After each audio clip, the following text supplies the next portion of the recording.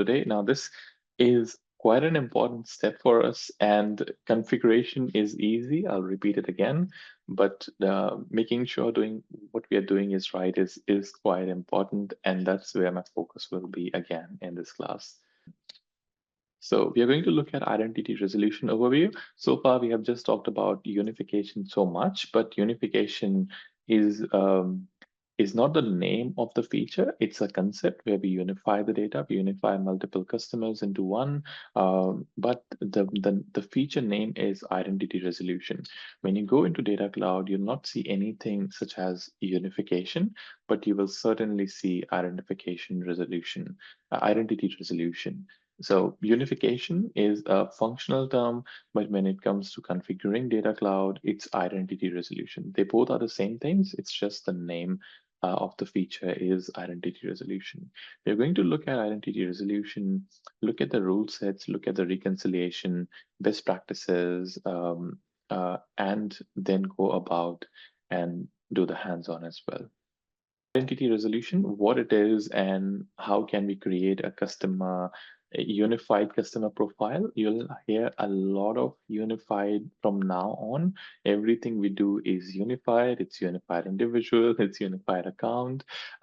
If you're talking about customer, we'll talk about unified customer.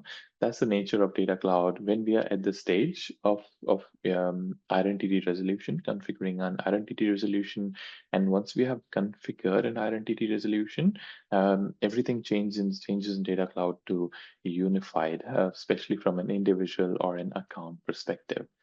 And this is an example of it. So let's say you received Sylvia Connor's detail from 4 different sources, from CRM, from Marketing Cloud, from, let's say, your Commerce Cloud, and finally from your customer invoice from an external platform.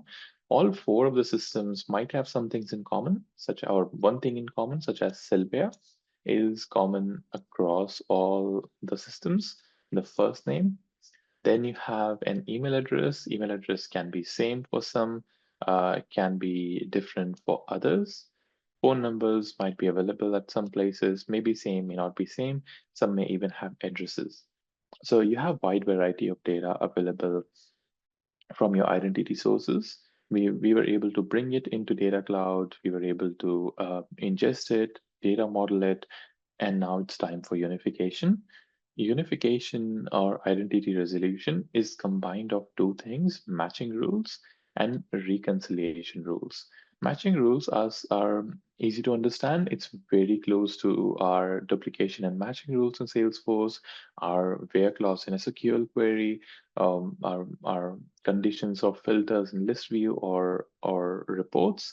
We just provide what do we have to match to. It is definitely more advanced than the examples that I've given, but it'll do the same across across your DMO, across your individual DMO. In this use case, we were able to create a unified profile where the name is Sylvia Connor. Of the unified profile, they have 2 email addresses associated to them. They have 2 phone numbers associated to them and the address. So what we have done is brought this information from various different sources. They may have similarities, they may have differences. We perform the matching rules. The matching rules are coming in the next slides. As part of matching rules, we were able to bring all 4 of them together, understand all 4 of these records coming from different systems is for the same customer, is for the same person. We were able to create a unified profile out of it. That's what matching rule is.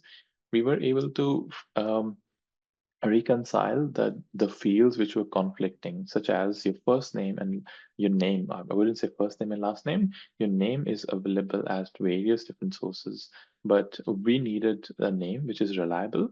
So, and we thought Salesforce CRM is a data, or the latest updated field is the most reliable. Hence, reconciliation rules helps you understand within unified profile what fields do you want to keep. For example, name. You have Sylvia Connor, Sylvia C, but you wanted to keep a name that's coming from CRM or the name that's recently been modified. Hence, in unified profile, you'll only see the name that we have performed a reconciliation rule on. In the next slide, it'll be much more clear what reconciliation rules are. For now, just remember that reconciliation rule is being used when you have a conflict of attributes. In this example, the name is available in all the sources, in all the records that has come across from various different sources. We just have to pick one source or a different criteria within reconciliation. If there's a conflict of attribute, if there are multiple first names, which one should we pick for our unified profile? And first name is just an example. You can have more fields where you can have attribute conflict, and this is being resolved using reconciliation rules. So matching rules and reconciliation rules, these two are the major components when we are creating an identity resolution. And once you create a unified profile, everything else flows in. So your sales and service history, marketing history, order history, invoice history, coming from same or from different systems. So this might be coming from CRM, this might be coming from Marketing Cloud, from Commerce Cloud, and probably your invoice system. And everything will be linked to unified profile. This is one of the most important step in Data Cloud, which gives a lot of I would say a lot of confidence to customers in their data. And from here on, the next thing that we're going to do is really send the data out. After unification, you have to send the data out of Data Cloud. That's really the end of it, where once you have unified everything, the next thing is you are ready to use the data outside of Data Cloud in various different ways. Identity resolution implementation approach, we do need to profile the data across multiple data sources. This is something that happens outside of Data Cloud, but it's very, very important.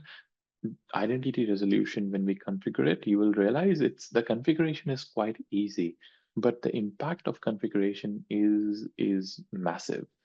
First of all, it will consume a lot of credit points. And second of all, if it hasn't been done right, it has a potential of I would say combining multiple different people on into as the same person. Think of it that we have performed a matching rule just by the first name, where the first name is Neeraj. There can be 10 different Neeraj available as different customers, as really different customers. And if you are using the matching rules not correctly, it has a potential of bringing different people together and unifying them. So profiling data is very important outside of Data Cloud, where you are confident in your matching rules and you can apply those matching rules within Data Cloud. The next step, of course, is configuring the matching rules, making appropriate trade-offs between over and under grouping of individual records. Now, it can happen over and under. We can apply very complicated matching rule where it might be bringing very few records versus we might be keeping it very lenient where it has a possibility of matching the records which shouldn't really be matched. So there has to be a balance. There has to be an appropriate trade-off between over and under grouping. After that, we configure reconciliation rules. This is to specify how matched records should be reconciled if there are attribute conflicts. In our case, the first name was conflicting across all the systems. We have to choose which first name to pick. It can be based on the source, it can be based on last modified, it can be based on the frequency of the data that's appearing as well. And finally, validating the results. So we do our profiling upfront, but once we perform matching and reconciliation and we run an identity resolution, we have to validate the results, inspecting results of unified records and making sure to plan for the next steps, which is sending the data. Before we send the data out, it's very important for us to validate the results.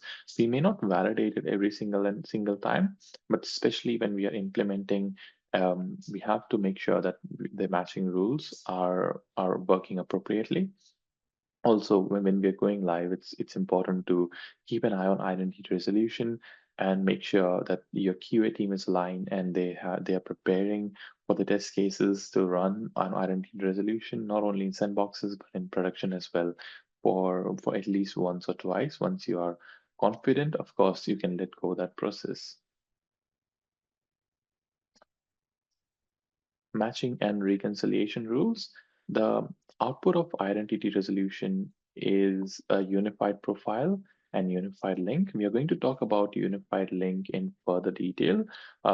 Unified profile is, of course, an expected outcome of the matching rule of the identity resolution. The matching and reconciliation is a two-part process. Matching happens first, and matching is a process of grouping profiles from based on common attributes from various different sources, versus the reconciliation happens after the matching. Once we have identified the records, the reconciliation rule will be able to go in and resolve your attribute conflicts from various different systems. So reconciliation cannot happen before matching. Reconciliation needs the set of records, how many records are there in your matching criteria, and after that it goes in and performs attribute conflicts. The rules run in a sequence: first matching rule followed by reconciliation rule. And this is a schedule process which runs on both new and existing records. So we can schedule this process.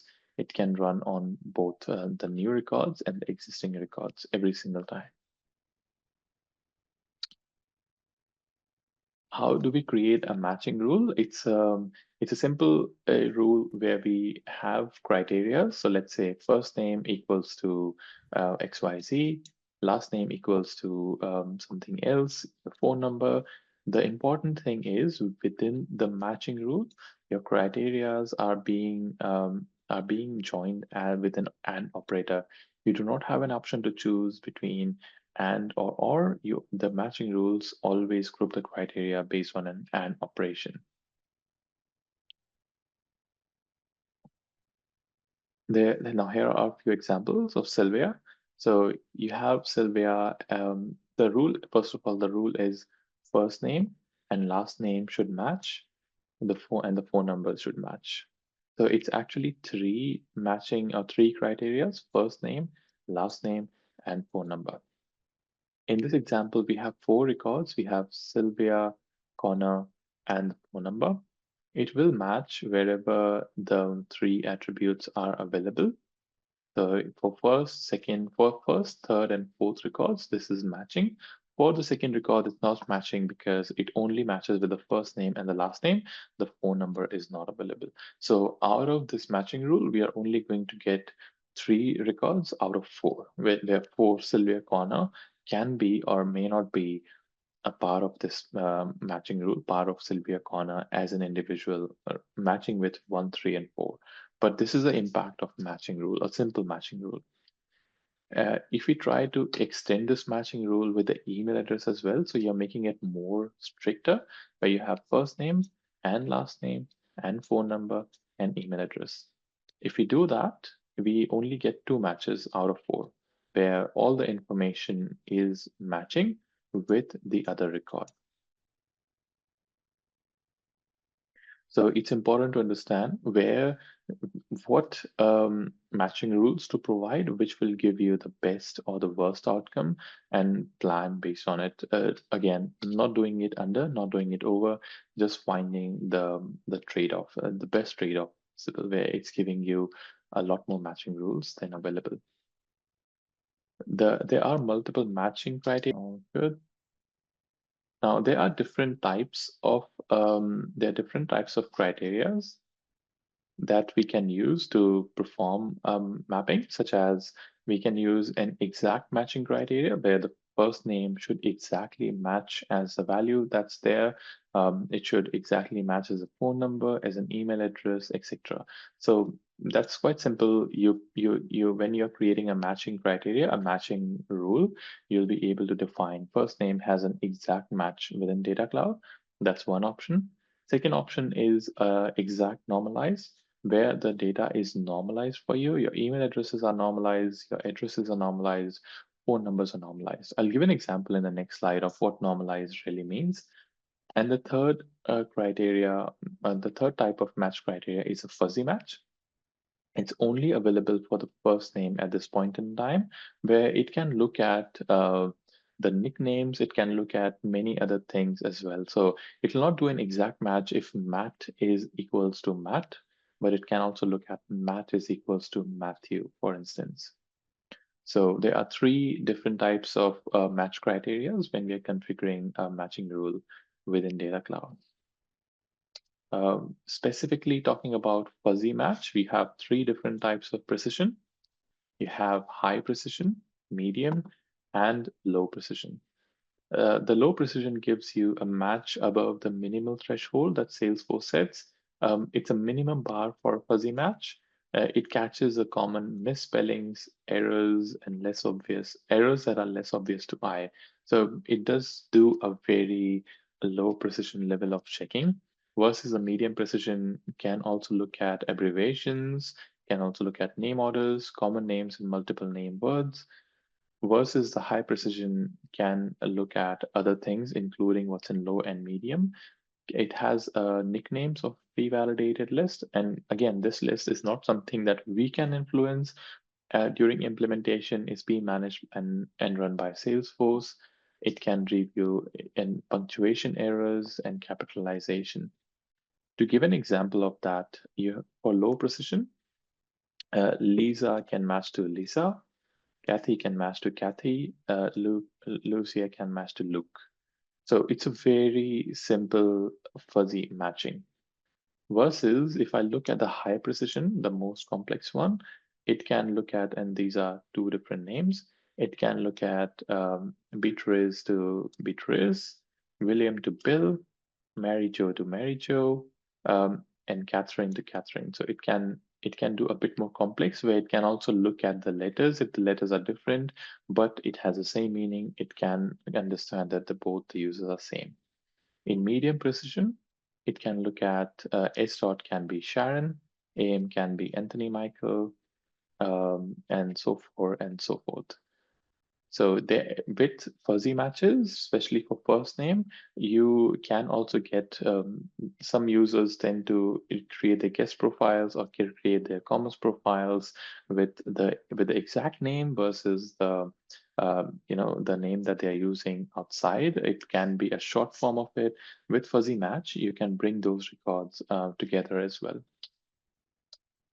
Before we go further, I prefer to go in and look at the Data Cloud documentation itself. So Data Cloud, let's see, match.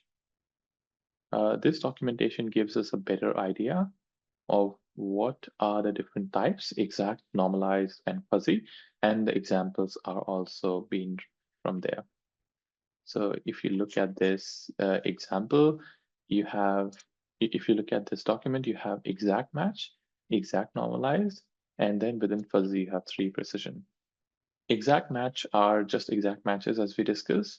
It can be case insensitive. So it's case insensitive where you have Mary Jane, all of these are considered as the same person.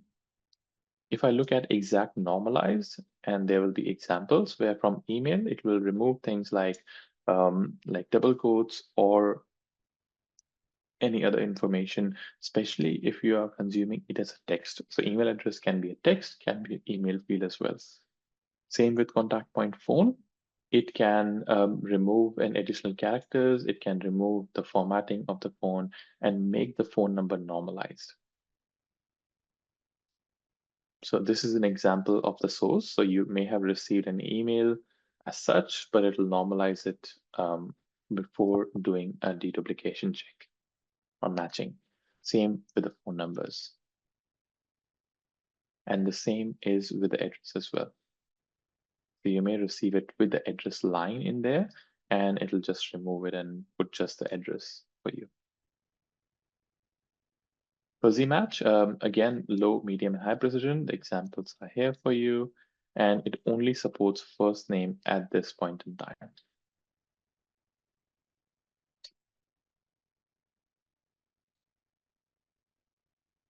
There is also a match that we can do using party identification. So one example is using matches such as first name, last name, phone numbers, email, or any field that's available on the individual object or your email or your phone numbers, your addresses. Versus there is also another way of performing a matching, which is using party identification object.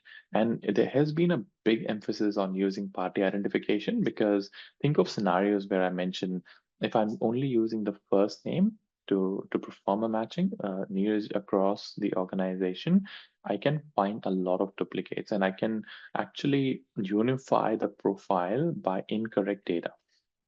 Versus if I'm using an applied identification, let's say your organization, your company is storing passport number as well for any reason, driver's license or any unique identifier against my name.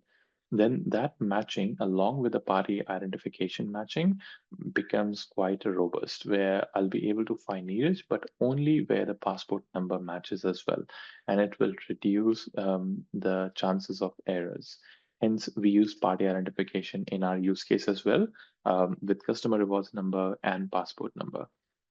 You are already familiar with these fields where we have party identification ID, the primary key of the record, party, which is a relationship with an individual or with an account object at this point in time, party identification type, what kind of party identification it is. Is it a social number? Is it a member ID for us? Is it a passport number or a customer reward number? The name of the identification. If you have different names of the identification, you can define that. And finally, the identification number, the actual ID, which will be used for identity resolution comparison. At this point in time, many gets confused between party and party identification. Party is an attribute field within many data model objects, such as contact point email, contact point phone, etc. Versus party identification is a standard data model object that's used for storing identification information. How it is used in Data Cloud.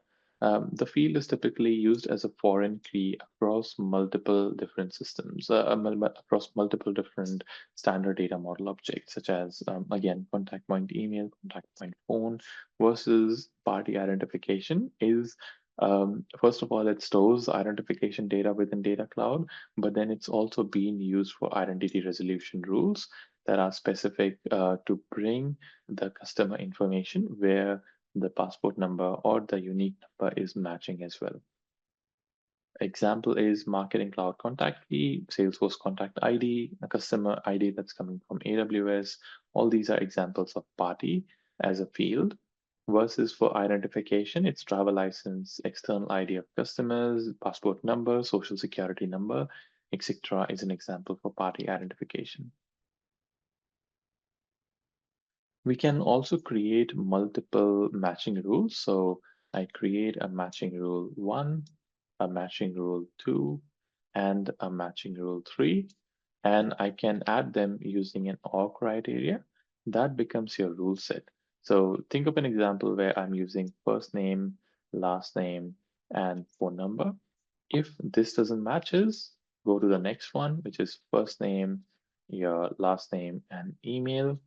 If this doesn't matches, then go to the next one and I may have, so you go from stricter to more lenient matching rules. If you find the use case with the most strict matching rule, that's a perfect scenario. If you don't, you lean on to the next and to the next and to the next. Adding more rule sets will increase the potential match rate because you're not just relying on one. If I give an example, again, going back to the previous slide, in this slide, if we had this stacked up, where you are first of all looking at, if we first of all looking at this complex one, where your first name, last name, phone number, and email address matches, uh, and if you don't find the records, then you go to the next one. You'll have probably chances of doing more matching rules with the duplication rule set. Versus if you're just relying on one, that might be more restrictive or more lenient. And finally, the reconciliation rule, the process of picking attribute to describe a unified profile. Systems, you have CRM, you have marketing instance, you have commerce platform, and you have invoicing platform. First name is available into both of them. last name is available into both of them. Which one are you going to pick? So once we know how many records are there from the matching rule, we can identify, let's use CRM as a source for the first name and the last name. And let's use marketing as a source of the birth date, for instance. You can pick and choose for each field um, or what the reconciliation rule will be. You can also choose for the whole individual object. So you can choose it on an object level. You can also choose it on a field level. Its rule base allows you to dictate the process for how field values are being populated from your individual object to your unified individual. Organized by attributes, unified profile attributes, and contact points can be unified, produced after matching rules are completed. So once we know the complete set of records, then only we perform the reconciliation rule. The reconciliation rule can be done in three ways. First is last updated, which record was last updated. Based on that, we can bring in information from there. For this, we need to have the last modified date available in the data model object, and it will be more effective. Second is most frequent. Which one is the most frequent from the list from the matching rule that you have, and we can pick from there. And the third, which is more rigid, is based on source priority. Here we define, for example, the example that I provided previously, the first name should always come from CRM. The last name should always come from CRM. Birth date should always come from marketing. That's something we can define as part of source priority. You're giving priority to one source over the other for storing the field values or for performing the unification. And now let's go to hands-on, and then we will continue with the remaining theory. But this is the crux of it, where you create an identity resolution, you create a matching rule and a reconciliation rule. That's an input, and it spits out the unified individual as an output and the links as well. We are going to look further into what unified individual is after we perform our hands-on, and then we will talk about unified link. What's the relevance of that? Okay, now let's go and let's perform the hands-on.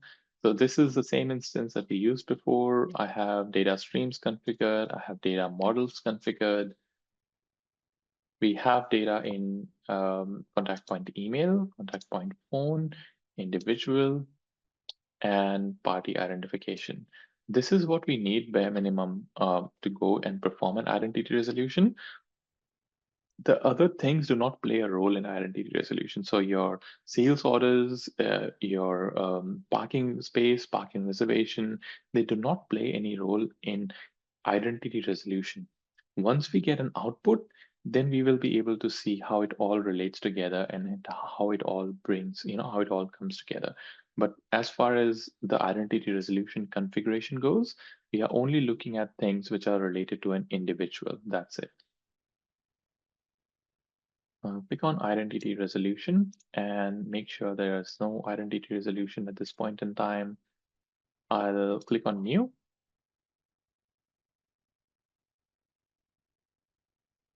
And create a new rule set. It will always ask you at every place whether you have a data kit. Data kit is again the packaging that you get. If you have installed an Epic Exchange package and if it has done everything for you, you can use install data kit, and as you click next, you'll be able to see the data kits. Right now in service data kit, we do not have anything for identity resolution. So that's another way of creating a rule set if you have a package installed which has identity resolution. Right now, we are going to go ahead and create it for ourselves, a new data rule set. It's a default data space. You can choose between individual and accounts, so your B2C and your B2B model. Data Cloud offers both. We're going to choose individual. Which data model object are we looking at? That's individual data model object. If you want to give a rule set ID, I'm going to leave it blank at this point in time. And when I click on next, you will see there are a number of objects that will be created as part of the process. So first of all, I'll give the name data cloud unification. The job should run automatically or manually. Here I can choose whether it's going to be scheduled job or whether it's going to be a manual job. I'm going to choose manual at this point in time, but if you choose it automatic, it'll run automatic. You do not have control on when the identity resolution runs. It runs 4 times in a day if there's a change in your data stream, if there's a change in a data model object. So you don't have control on it should run between at 12 p.m. and then 4 p.m. and then 8 p.m. You can't do that. And as an output, you're going to see many different outputs. So we are going to have a new object called unified individual link. And then there you'll see a lot of unified individual link records and unified individual contact point records. Going to go into data model object and make sure we don't have these objects at this point in time. So if I search for anything that's unified, you'll not find anything because we do not have a data model object as of yet. When we are creating an identity resolution, that time we are creating a unified individual. Think of this unified individual as a replica of your individual data model object, but this will contain the information of the unified data. That's exactly the same with the unified individual contact point email, contact point phone, contact point address, where all the unified information will be stored into these email, phone, and addresses, and also identification. Then you have link, unified individual link, and a lot of links at the bottom. I'll try to explain this a bit later when we have performed the unified resolution. But think of it like Data Cloud is keeping a lineage. It's linking your prior records with it. So if you have 3 individual records and they are the outcome for this unified individual, they are the source for the unified individual, Data Cloud will link all of them. So you'll never lose a sight of how this unified individual record is created at the end. I'll click on save. And once it saves, you'll be able to see identity resolution screen where we can see the warnings, where we can see the consolidation rate, the matching rule criteria, and also reconciliation rules that we can configure.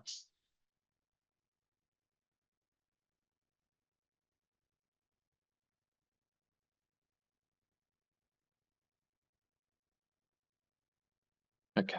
So here you see the details that we have entered for the identity resolution. Processing, we haven't done any processing so far, so it's going to be empty. Automation runs is disabled. It makes sure that we know about it. And if you want to enable the automation again, we can always edit the identity resolution and check that checkbox or turn that icon on. You do have a resolution summary in here, which tells you how many unified profiles are available.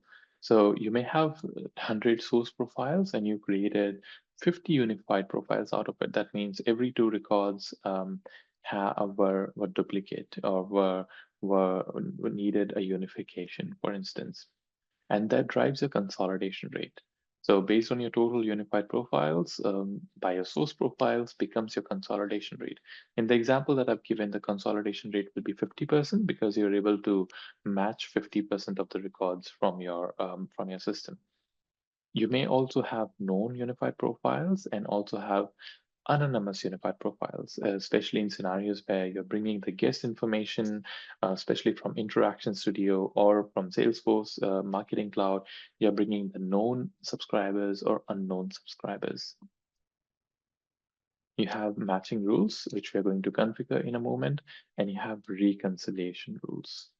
Reconciliation rules, as I mentioned, can be defaulted on an object level, can be also defaulted on a field level if you need to. I'll go ahead and start configuring a matching rule. Uh, Before I do that, you do also have a warning. The identity resolution screen tries to give you a warning and make sure that you perform certain activities such as a reconciliation rule warning. Select a supported reconciliation rule for ID field. So if I go to individual, you will be able to see what's the individual ID that we need to store within the unified individual. So that's an important one, and that's where the warning is coming from. Similarly, it gives you other warning. If there are other warnings where you haven't done a data mapping, you haven't done a matching rule, your matching rule is not good enough from data cloud perspective, it'll try to throw you warnings from there. Right, I'll go back and look at what we need to do as part of hands-on, create a new identity resolution rule set where the fuzzy name and normalized email is selected. So I'll come here, I'll click on configure for matching rule. You will see this screen every single time where it gives you instructions how to make the matching rules, instructions. You select an object, you select a field, you select a matching method, and you can also configure an advanced cross-object matching if you want to. So here is your sequencing. The first matching rule that you decide will be the first matching rule that's executed.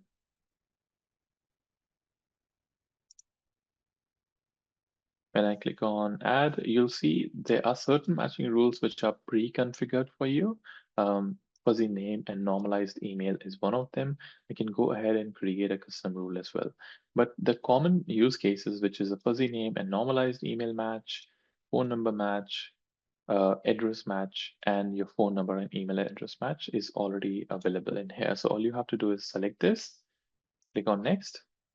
When you do, you will notice that the data is coming from individual for the first name, the fuzzy match with a medium precision. The last name is also coming from individual, exact match, and contact point. Email address is coming from contact point email, exact normalized. So we are going to consider these three fields and then perform the matching and try to get the records in here. If I, let's say, click on add criteria, you have all these 5 objects available: individual, party identification, phone, email, and address. You can only perform a matching for these 5 rules. And that's the reason when we talked about modeling, we we understood that certain standard objects are mandatory in Data Cloud to be mapped and to be used. These 5, or I would say individual and its related objects are them. We haven't used contact point address, and that's okay because we have phone number and email address and party identification. So you need at least 2 or 3 credible sources where you go in and you perform your match criteria. If I select, let's say, address, you'll be able to see the attributes from that particular data model object. And based on what you have selected, you can go with exact, fuzzy, or match. I don't think fuzzy match is applicable in here. If I click on next, for some reason it let me do it, but I don't think uh, it's applicable with city. It's only applicable um, with first name at this point in time. Maybe it will throw an error or it will fail the identity resolution if I go ahead with this. So I'll keep the name same, fuzzy name and normalized email, and click on next and click on save. So at this point in time, you only have one matching rule where fuzzy name, your first name is fuzzy, last name is exact, and your email is normalized. I'm going to add 2 more rules. One is for bringing passport number and using it with the identification, using with the party identification. Second is again the same, but using a customer rewards number. This is to give you a feel of how you can go ahead and configure a custom rule for party identification. And it's a bit different than how we configure the rule at this right now. So for the first rule that we configured was quite easy, where you were able to select one of the pre-configured ones and select the data model object and go about it from there. Versus if I go in and add another matching rule, now I'm adding the next matching rule, which will be in the OR condition. So the fuzzy name and normalized email will run first. If it cannot find anything, then it'll go to the next. So in here, I'm going to choose a custom rule. Click on next. And from here, I'm going to select party identification. I'm going to select identification number, and it's only an exact match. So your party identification with an identification number is an exact match, but that's not it. We need to configure furthermore from here. We need to click on configure because it needs to know what kind of identification does it needs to review. Is it passport? Is it driver's license? Is it social security number? Because you cannot do a matching across all. Your driver's license will never match with the social security number. Hence, that's the next step which we have to configure in here. So your primary data model object, your party identification, has an identification number field, which is an exact match. We also need the type and the name of the identification. So the type will be, if I go back and if I try to get the data, you had passport number, party identification, and that's where I need an exact field value, what the number is. So it's passport number for one. So I'm going to put in passport number and the identification name. It was just a standard name. Although we are using the same name, it still needs the party identification name. So think of it, it looks at what the name of the party identification record is, what the type is, and then it does the matching with the identification number. I'll click on back to basic settings and I'll add a matching rule, passport matching, click on next. And now you have two rules. So first this will run, then passport matching will run, and it has a warning as well to improve unify profiles, add more match criteria. So it understands we are only checking the identification number. Ideally, Data Cloud wants us to have at least 2 or 3 matching rules, and then it lets go of the warning. And click on save. So now you'll see a warning in here. You will also see a warning in here where for match rules. We are going to do the same exercise for the next one where your party identification is your customer reward number. I'll click on edit, click on next, add another matching rule. This will be the third matching rule that we are going to add. I'm going to choose custom. And here I'm going to choose party identification. Again, identification number exact match. This time in configuration, I'm going to put party identification type as customer rewards number. So it's going to look at passport first. If it's find it, that's good. Otherwise, it's going to look at customer rewards number. And customer rewards matching is a name. And next. And save. So now you have 3 matching rules. 2 of them have warnings because we have very simplistic matching rule available. The first one is fuzzy name with first name as fuzzy, medium precision, last name is exact, and your email is normalized. That finishes the matching part of it. So we have configured the matching rules. We haven't run the identity resolution here yet. We have just performed the matching rule configuration at this point in time. Now we're going to look at the reconciliation rule for individual object, and we're also going to look at for contact point email and contact point phone. Now for individual object, I can go ahead, and this is a reconciliation rule. We can decide where the value is coming from for each field. We can also decide it on an object level. So here for an object level, I can click on edit, and I have 3 values to choose from. Where I can look at last updated, what was updated the last time, most frequent, which one is a most frequent value, and finally the source priority. If I choose source priority, then I see a different screen where it asks me which data lake object do I have to consider, and that means which source do I have to consider. So I'm going to remove web form. I'm going to keep contact home, which is coming from Salesforce CRM, and AWS Customers S3 as a fallback plan. So if it finds the value for any field within individual within Salesforce contact, it will bring that. If it doesn't find, then it'll go to AWS S3 customers and then bring that information. Click on save. Now, because I have done the source priority, you'll see the warning has gone for individual ID because we don't want the individual ID to be just last updated. We want a credible information. Primary keys are never being updated. So it's better to define the source priority, which ID do you want to be stored within your unified individual as an individual. So once you define the reconciliation rule on an object level, I'm sure you can go to the field level and update the selected. I need to update remove the default reconciliation. But let's say I select most frequent in here and click on save. Right, okay, so it'll override your reconciliation rule. I just have to go and make sure uh, I do this again. So birth date and individual doesn't have a default reconciliation. So I have to go by either the default reconciliation. Sorry, just a second. I may have done something correct. Add the source, most frequent is source priority. Click on save. Yes, so I can define it on a default reconciliation rule level for a DMO.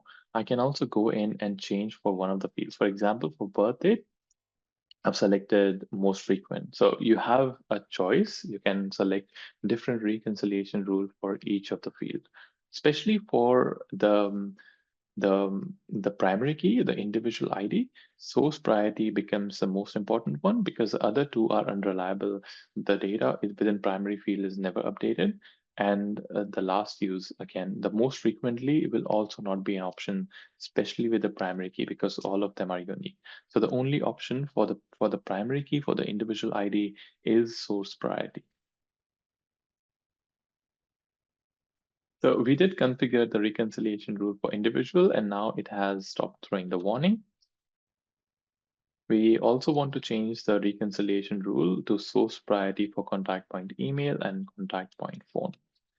So I'm going to go into contact point email and look, the default reconciliation rule is most frequent. I'm going to change it to source priority. And for this one, there are only two, most frequent and source priority. There's no last updated because that's not relevant with the contact point email information. I'm going to change it to source priority and configure it similar to individual. First level of information coming from CRM, second level of information not really coming from AWS, but from email address list. So we split out AWS customers into email address list, and that's what it's showing here.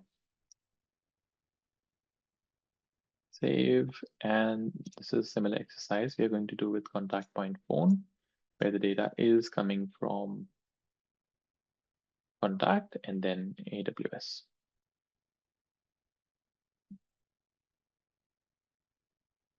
And now we have completed the configuration. We have configured the reconciliation rules. We have configured the matching rules. We have two warnings for matching rules, again, for passport matching and customer matching. That's okay. And we have two warnings for data mapping, where we haven't mapped the web form. We haven't mapped the account home. And we are okay with that. We don't really want to map it across. The next thing I'm going to do is run the rule set. Once we click on run the rule set, it'll take about 5 to 10 minutes, depending on data. We don't really have much of the data, so the identity resolution should be done pretty quickly. But once it's done, we'll come back and we will review the results. Okay, so the rule set was successful. And if I go to the resolution summary and refresh the screen, you will see a difference.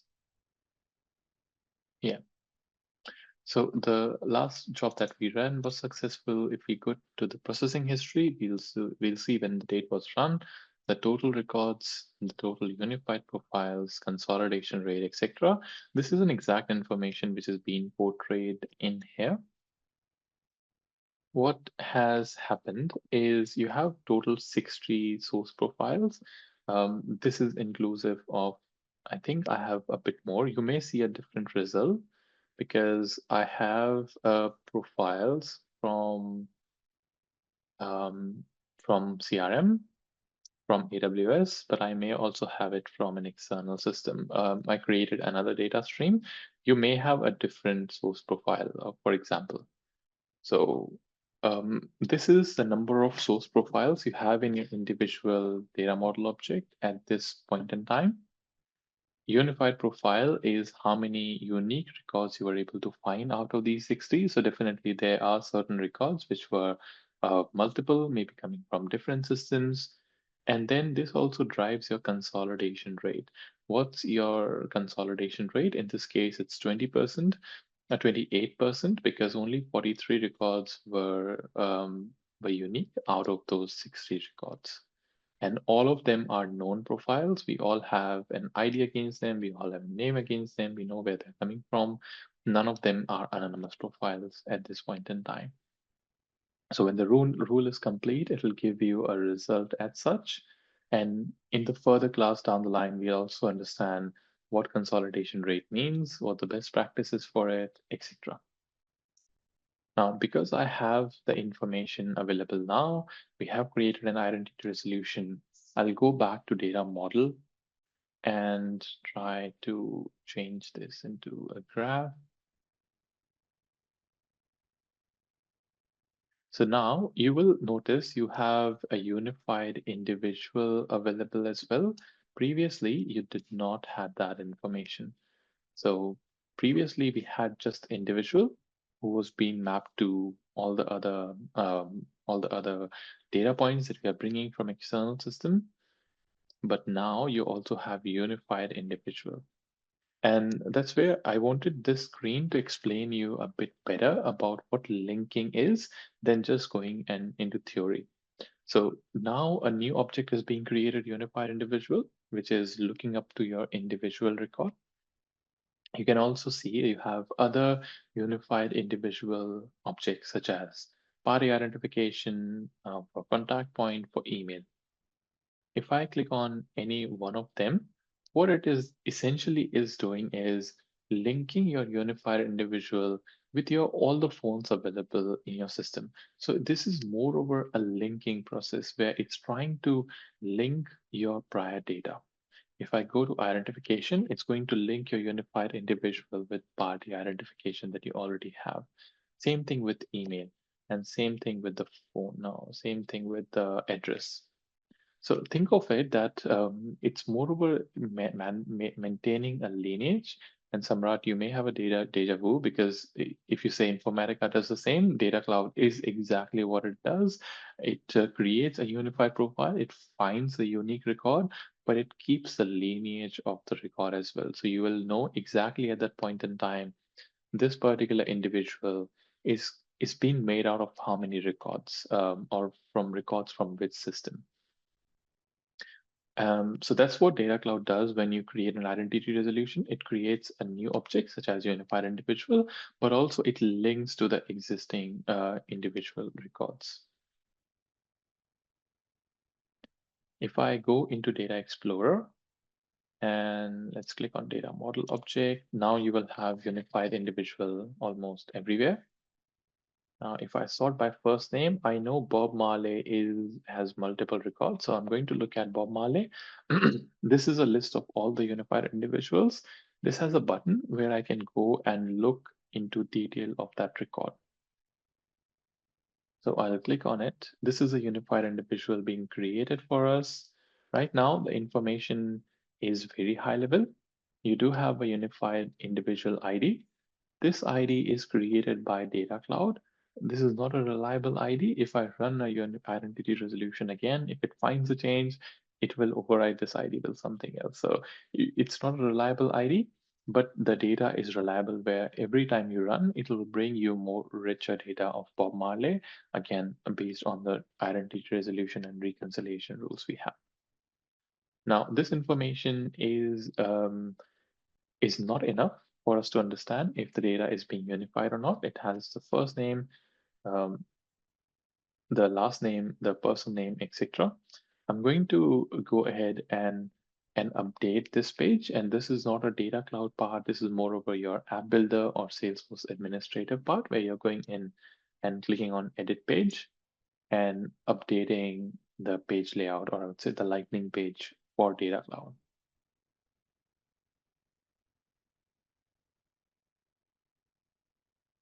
In here, if I want, I can change the sequencing as well.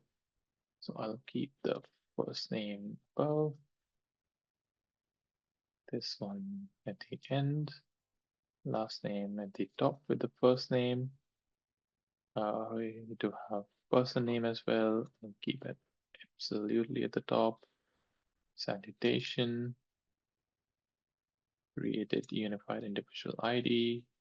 I'll put everything else down at the bottom, which we don't need. I can also remove certain things which I don't need in here. I don't have birth date, I don't have treatment color, internal organization. Now it'll look a bit more readable. So that's the first thing which I have done. Second thing is I'm going to bring the related data. As I've shown you how the unified individual is related to your phone numbers, your email addresses, etc. That's an important information to be displayed. And so I'm going to click on this Data Cloud profile related records. This is a standard component. I'm going to drag and drop it here. It's a configuration where again I have to choose which data space, which unified individual. The link will already be there. And then you can choose what do you want to bring that's related to this unified individual.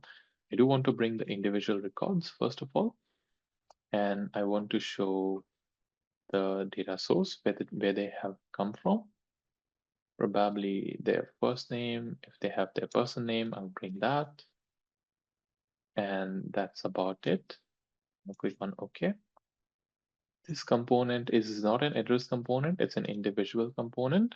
So now you'll start seeing the data where AWS doesn't really have a person name, but Salesforce does. So to refine it further, I'll also bring the individual ID and click on OK. So we can pinpoint this record is coming from where and what is the primary key in the existing system.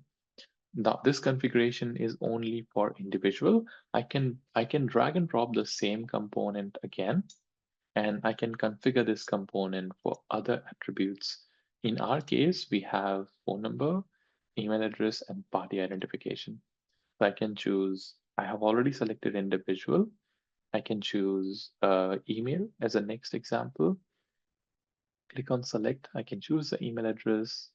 I can choose which party it is coming from, or party first, email address later, and click on OK.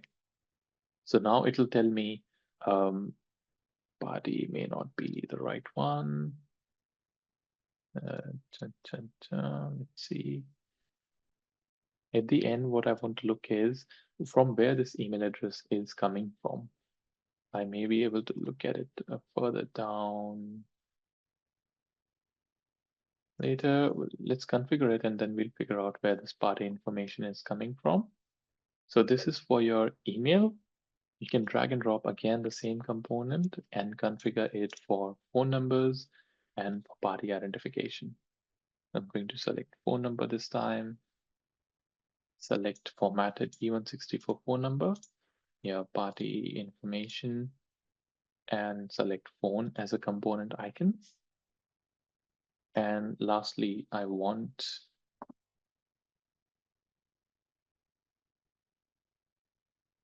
the party identification. Do I have anything in here? Yes. Your identification number, your identification type, and the party information. Okay, click on save. And go back in here.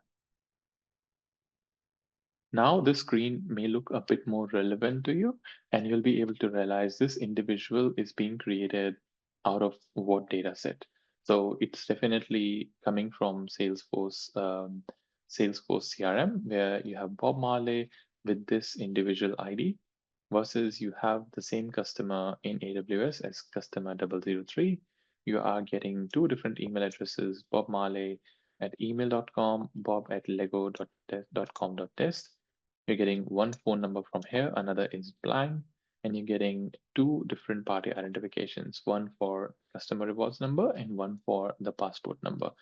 And this is only the information about an individual. You will also be able to get an information such as related to your engagement, how many parkings they have done, how many sales orders have they processed, and etc. and etc. As we go through the journey, we are going to enrich the screen a bit further, and we'll be able to realize the value of Data Cloud even more. But this is a point where you'll start seeing the value of Data Cloud. I'll have to look why the party information is coming a bit different. Ideally, realistically, it should show you the individual ID in here so that you can relate where the data is coming from. I'll be able to have a look and inform in the next class. But if I go back and go back to data model, click on graph, click on unified individual.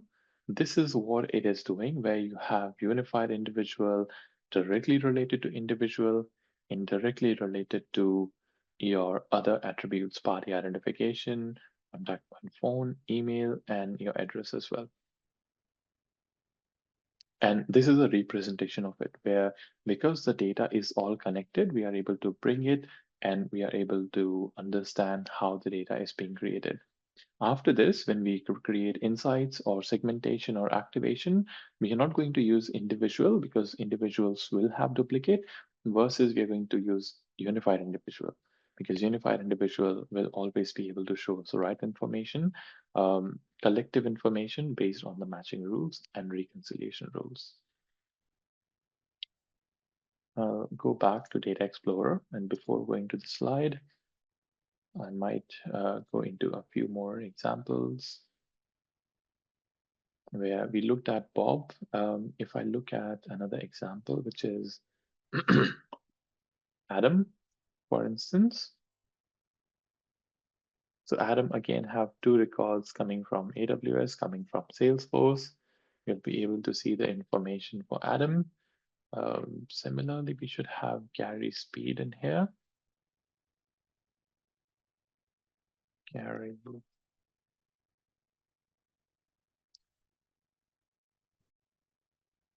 Speed. There were a few examples where we had three records as well. Gary Speed is one of them where you have duplicates even in Salesforce and you have in one record in AWS.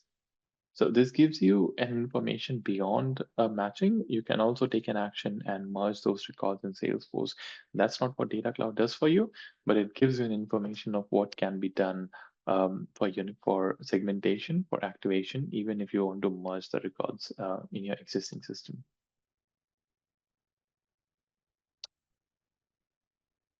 All right, I'll go back to our slide. Our hands-on is done.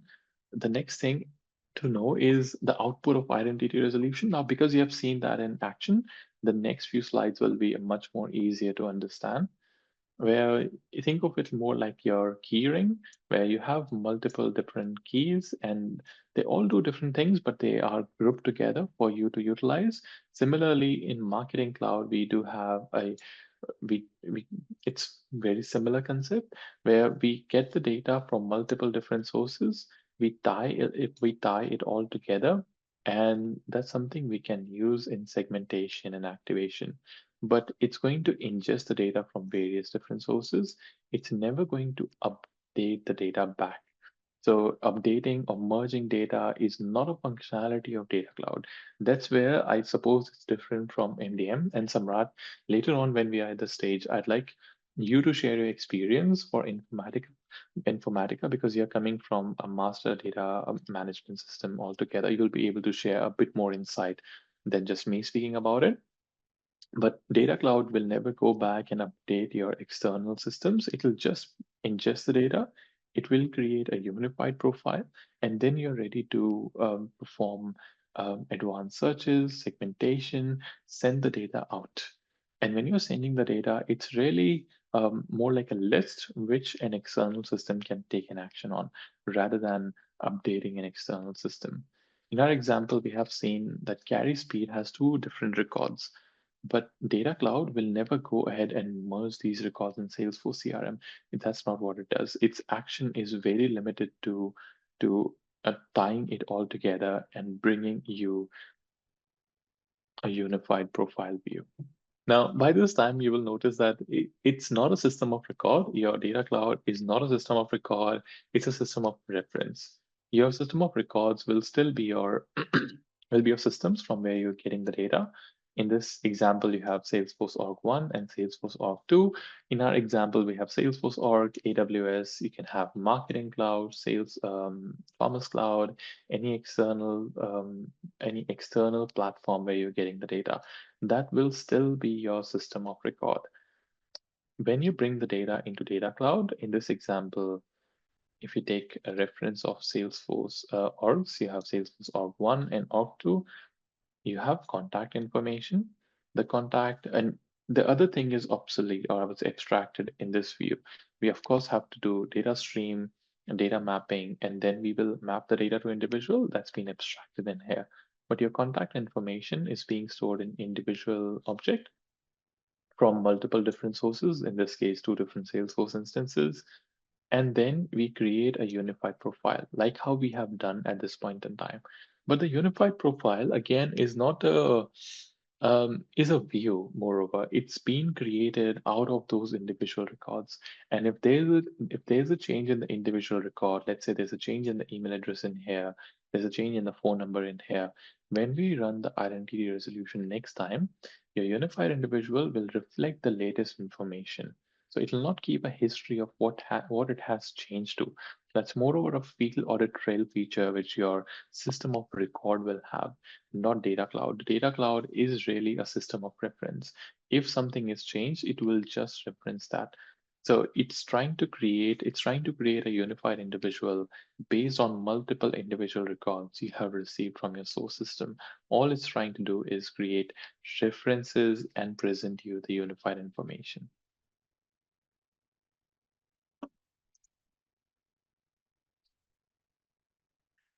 Unified link individual object, linking unified individual and individual object. Now, this is something which we have seen practically in here. This screen is an example of it.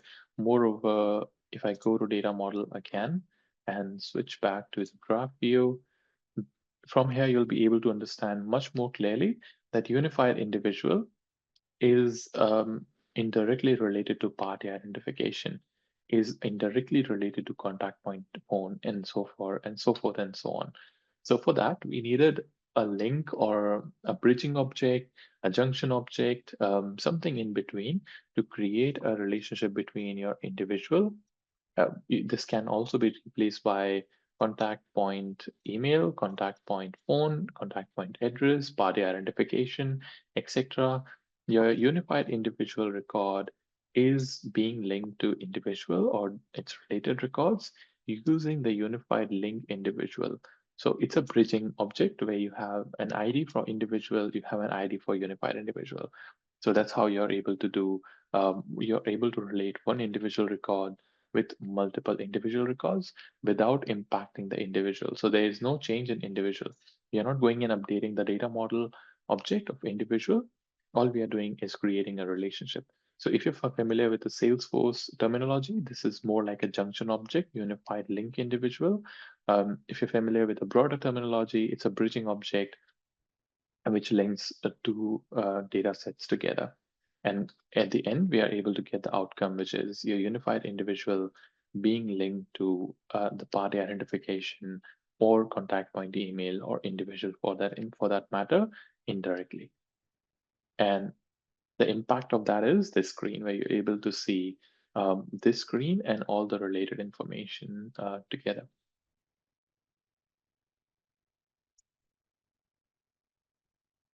Now, example of a unified profile, I think we have seen an example in action, but let's go through this example as well, where you have data coming from Sales Cloud, from different brand stores, and from Marketing Cloud. They will have different record IDs. They will have different names, first name, last name, email addresses, phone numbers, etc. where in here you have unified ID. This is being created in Data Cloud.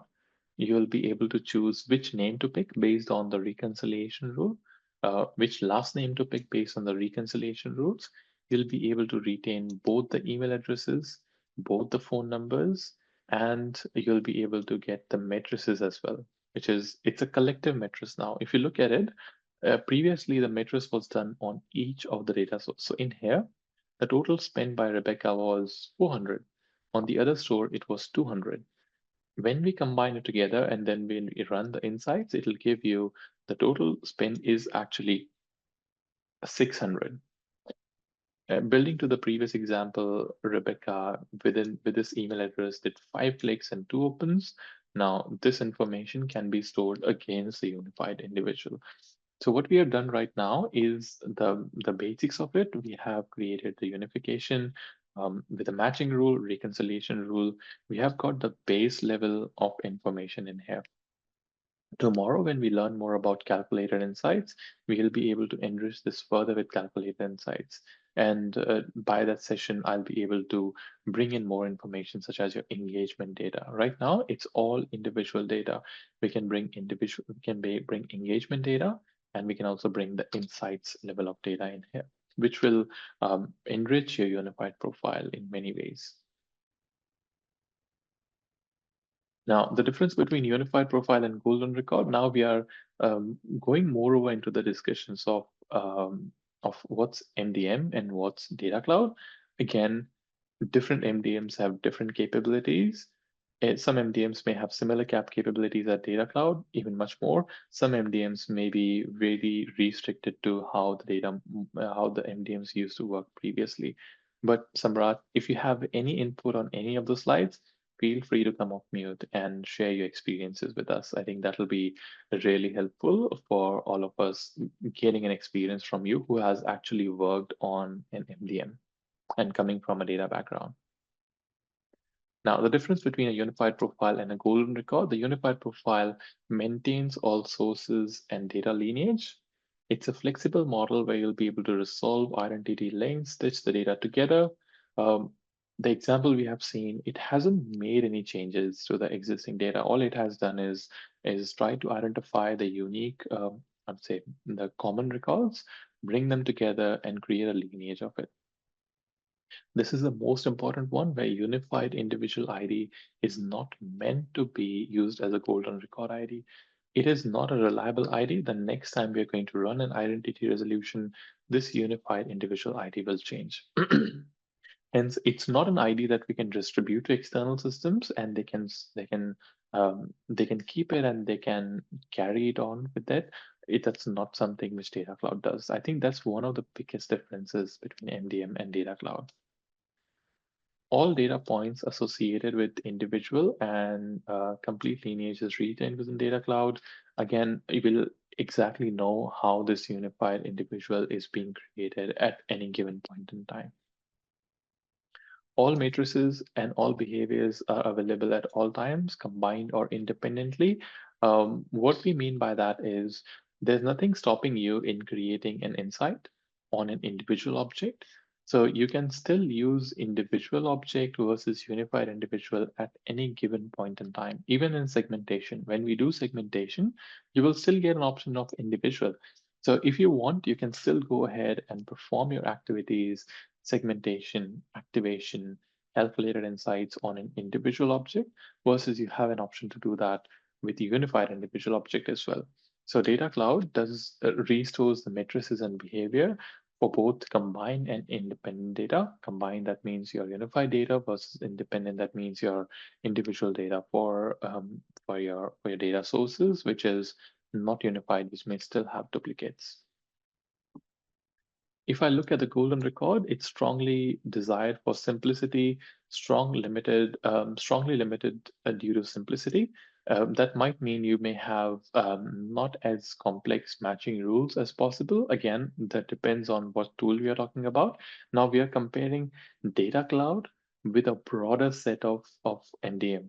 Now it can have there can be multiple systems which can do something which Data Cloud does. There can be some outdated systems which cannot do it. So we are comparing A unified profile, which is specific to Data Cloud with a golden record, and the definition of golden record, in my opinion, changes with the system that you're using for MDM. Too many golden records can be created if unification is done on single contact point, email or phone. Data Cloud MDM generally spits out a golden record, which can be referred to across your enterprise. If your identification or if your matching rule is simple, it may create more than one golden record, and that can create an issue in your enterprise. If two records looking at Neeraj as a golden record ID is not good. And the impacts of that is because you can have the golden record ID, you can send it to external systems that may create a bit more chaos than making life easier. Lack of history tracking and risk of attributes mismatch between records. Some MDMs do not have a history tracking, how they came up with the golden record, how they created the unique or the golden record by itself. Hence, there could be a situation where we may not be able to go back and track what has happened. A complete view of customer may not be achievable in a sense where if it has created a golden record and it hasn't considered all the sources, if it hasn't considered all the mappings and matching rules, then we may not be able to get the complete view of a customer or the evolving and changing view of the customer. With Data Cloud, every time we ingest the data, the identity resolution rule set will run and will update who your individual profile, who your individual ID, your unified individual is. With MDMs, that may or may not be possible. Now, example of a golden record from one of the MDMs is you again have the same data set, four different sources, four sources creating two different records based on the email address. Let's say the matching rule was first name fuzzy match, last name exact match, or email address. Then it created two records in here, where your first record is looking up to our limbs, which is coming from here. Second record must be looking in here. So two records being clubbed together versus two other records being clubbed together. In this case, it has created two records and your matrices are still segregated. Now, during activation with customer provided context and selection criteria, golden records are used in Data Cloud. Now, we can use the golden records, or we can even use the data from MDM into Data Cloud. That may or may not be efficient. But what we can do is we can understand what's available in data model, and based on that, select what we need to send out. Again, the example that I was providing, you have two different email addresses and you can select which one to be used to send out an email.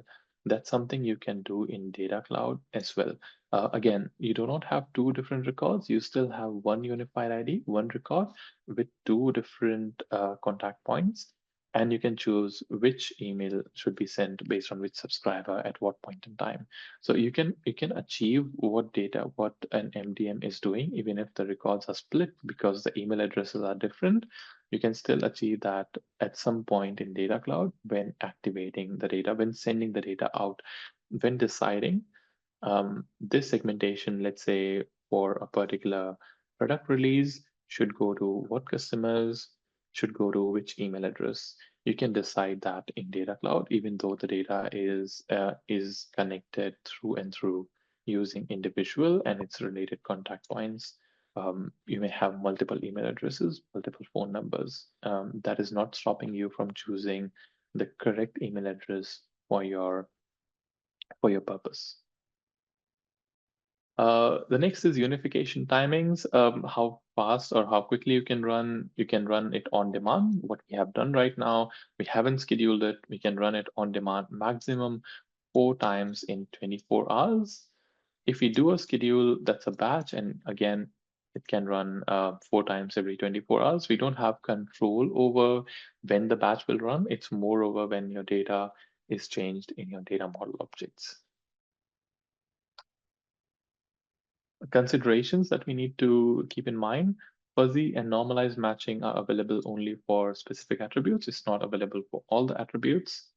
The identity resolution job runs first save for up to 24 for 4 times in 24 hours, and it's initiated when system finds mapped data streams, some updates. If there's a change in the data stream, it will only run then. It will not run if there's no change in the data stream. Unified profile is not a golden record. The unified ID created and managed by Data Cloud is not persistence. It keeps changing the ID. It destroys a record and it creates a record again because it's just a system of reference. So there's no point in utilizing unified profile ID anywhere in our implementation. Managing multiple consents per contact point is not supported today. Multiple contact points cannot be supported at this point in time. That's a feature that might be coming in future. Yeah, data quality of source systems should be considered in building identity resolution. Again, I think that's an important one where what's the quality, what's the profiling of the data is very important before we go and configure it. You have seen we have done configuration in less than 15 minutes, although it was an easy configuration, but it wouldn't take you more than 2 hours to configure. But what needs to be configured is very important. Best practices, unification strategy, evaluate your data throughout all the data sources that you're bringing in, or you possibly want to bring in future in a near real time, like in the next 2 weeks, 4 weeks, in the next 2 months, 3 months, to understand what's the unification strategy going to be for yourself.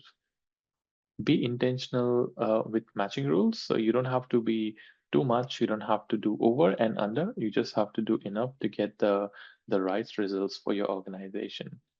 And it's important to review the business goals for unification. Consider both the best and the worst case scenarios. What's the best that can happen for your industry and for your customer? What's the worst that can happen? And based on that, plan your testing, plan your validation of data, validation of matching rules accordingly. The best practice for matching rule configuration, there's no optimal consolidation rate. So if I go back to Data Cloud and refer back to identity resolution, there was a consolidation rate. For us, it was 28%.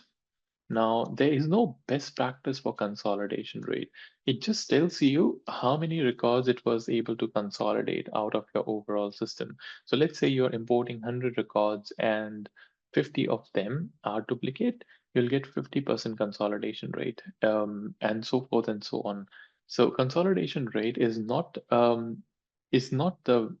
percentage where you'll be able to confirm that yes, it has worked right for you. It depends on your customer. If your customer is confident that they have a very good data set and there are very few duplicates, naturally your consolidation rate will be less. It'll be somewhere around less than 20% or so.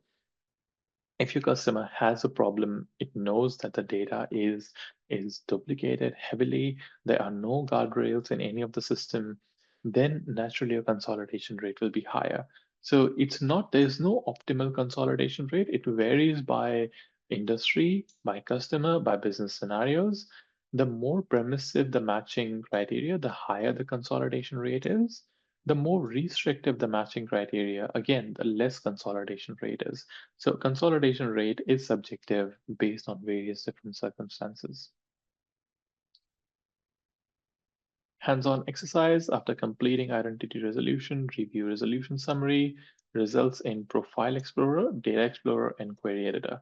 So we have had a look at Data Explorer. Let's have a look at Profile Explorer and Query Editor. So Data Explorer, if I go back in here, you can choose the data space. You can choose which object, data lake object, data model object, and you can search for a unified individual, for instance. I'll go ahead and go to the Profile Explorer. Profile Explorer is only for unified data, so you don't have to choose. You have to choose data space. You don't have to choose a data model. It'll only give you unified profiles or unified individual records if there are any. Right now, it only looks at unified individual ID, but I know for a fact it also used to look at the first name and others. With unified individual ID, this becomes more of a pointless. You need to have this ID to search for an exact data. Yeah, but if you can search by the first name and last name, which it can, I suppose you just have to do a configuration that becomes much more meaningful. So you're looking for Bob and it can search for all the Bobs, which makes a lot more sense. Searching just by unified individual ID, I don't think that'll be a good outcome for Profile Explorer. And finally, Query Editor. Before I go to Query Editor, Profile Explorer and Data Explorer are more over the same. The difference is Profile Explorer is only for unified profiles, but these are just a transient view. You can never save anything in here. Versus if you go to Query Editor, which is another tool in Data Cloud, you can create a workspace for yourself and you can store SQL queries in there. So Data Explorer gives you an SQL query. It can give you an SQL query which you can copy and run in Epics, run in Developer Console, versus what we are about to do right now in Query Editor. It's all SQL based query. So you'll get the data model object, data lake object, etc.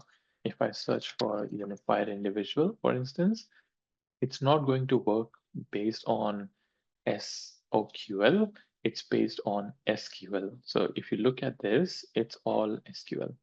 And that's what you're going to get in here. You can run the query, you can see the results, I can change the view if I want to. I'll be able to review the data. I'll be able to query the data, put a where clause, etc. in here. The most important thing is I can save this view. So if I click on save, this is saved for me. If I go anywhere else in Data Cloud, if I log out, and if I come back to Query Editor, this workspace, Query Editor workspace is saved for me. And within that, the number of queries that I was running is saved as well. Those of you who are familiar with SQL may be able to relate with it, where we can run multiple queries in SQL. This is very similar to that.